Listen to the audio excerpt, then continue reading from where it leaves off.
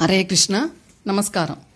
சித்தபுருஷர்கள் நாம் வளமாக வாழ்வதற்காக பல அரிய ஆன்மீக விளக்கங்களை நம் ஒவ்வொரு செயலுக்கும் அளித்து சென்றுள்ளனர். அந்த வகையில் நாம் காலையில் படுக்கையை விட்டு எழுகையில் செய்ய வேண்டிய எளிய இறை வழிபாடுகள் என்ன என்பதை இன்று நாம் பார்க்க போகிறோம். சித்தபுருஷர்கள் அருளியுள்ள இந்த எளிய இறைவனை பற்றிய சிந்தனைகளை நாம் ஒழுங்காக பின்பற்றினால் நித்திய வாழ்க்கை நிச்சயம் சீராக அமையும். ஒவ்வொரு நாள் காலையிலும் படுக்கையை விட்டு எழும்பொழுது சங்கர நாராயண கரதர்சனம் என்று ஒரு முறையை அளித்துள்ளனர்.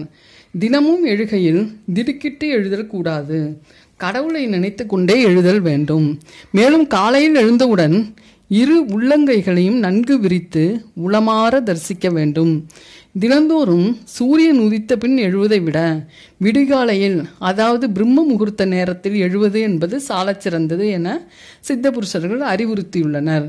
எழுந்தவுடன் இரு உள்ளங்கைகளையும் நன்கு விரித்து கண்கள் இரண்டையும் நன்கு மலரச் செய்து தரிசிக்க வேண்டும். அவ்வாறு தரிசிக்கையில் வலது உள்ளங்கையில் உள்ள கட்டை விரல் என்பது சுக்கிரனின் ஆதிக்கத்தை கொண்டது. ஆள்காட்டி விரலே குரு விரல் எனப்படும். நடுவிரல் என்பது சனி விரல் என அழைக்கப்படும். இந்த 3 விரல்களின் கீழ்ப்பகுதியில் சிவலிங்கம் தரிசனம் தருவதாக நினைக்க வேண்டும். மீதி இருக்கிற மோதிர விரல் சூரிய விரல் எனவும் சுண்டு விரல் புத விரல் எனவும் கூறப்படும். இவைகளின் கீழ்ப்பகுதியில் சங்கு சக்கரம் தரித்து கொண்டு ஸ்ரீ நாராயண பெருமாள் அமர்ந்திருப்பதாக பாவித்து தரிசனம் செய்ய வேண்டும். உள்ளங்கையின் கீழ்ப்பகுதியில் ஸ்ரீ கோமதி அம்பாள் தரிசனம் தருவதாக நினைக்க வேண்டும். இடதுகை என்பது பிரபஞ்சத்தை குறிக்கின்றது. வலதுகையில் உள்ள அமைப்புகளே நமது இடதுகையிலும் உள்ளது. எனவேதான் பிரபஞ்சமாயும் அதனுள்ளும் அதற்கு தொலைவிலும் விளங்குகின்ற ஹரிஹர சக்தி ரூபம் பரபிரம்மமாகும் என கூறியுள்ளனர். உடனே நாம் ஸ்ரீ உத்தாதலகர் மகரிஷி என்பவரை போற்றி ஸ்ரீ உத்தாதலகராய நமக எனவும் கூறிவிட்டு எழ வேண்டும். இந்த ஸ்ரீ உத்தாதலகர் மகரிஷி யார் என கேட்டால் அவரை பற்றிய ஒரு வரலாறு உள்ளது. அது என்னவென்றால், இவர் ஜேஷ்டா தேவியை மணந்தவர்.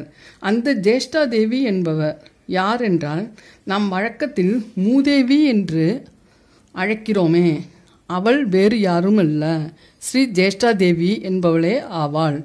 ஜேஷ்டா தேவி பார்க்கடலில் அவதரித்த பொழுது தன்னை எவரும் ஏற்கவில்லை என்பதால் மிகவும் கோபமுற்று சிவபெருமானிடம் சென்று வேண்ட, சிவபெருமானின் அருளால் கைலாயத்தில் வாசம் செய்து வந்த ஸ்ரீ உத்தாதலகர் மகரிஷி ஸ்ரீ ஜேஷ்டா தேவியை தான் மணந்து கொள்வதாக கூறி ஜேஷ்டா தேவியை தனது பத்தினியாக ஏற்றார். இதனால் மகிழ்ச்சி அடைந்த ஸ்ரீ ஜேஷ்டா தேவி அப்பொழுது ஒரு வரம் தந்தாள். அதாவது, யாரெல்லாம் காலையில் எழுந்தவுடன் ஸ்ரீ உத்தாதலகர் போற்றி ஸ்ரீ உத்தாதலகராய நமக என கூறி எழுந்து கொள்கிறார்களோ அவர்களை வறுமையும் தரித்திரமும் அண்டாது என்ற வரத்தை ஆதிசிவனிடமிருந்து பெற்று தந்தாள். மேலும் சிவபெருமான் இந்த தம்பதியரை, அதாவது ஸ்ரீ ஜேஷ்டாதேவி சமேத ஸ்ரீ உத்தாதலகரை தன்னுடைய சிரசில் ஐக்கியமும் பெறச் செய்தார். எனவேதான் சித்தபுருஷர்கள் நம்மை உள்ளங்கை தரிசனத்தையும் ஸ்ரீ உத்தாதலகர் தியானத்தையும் செய்யும்படி அருளி சென்றுள்ளனர்.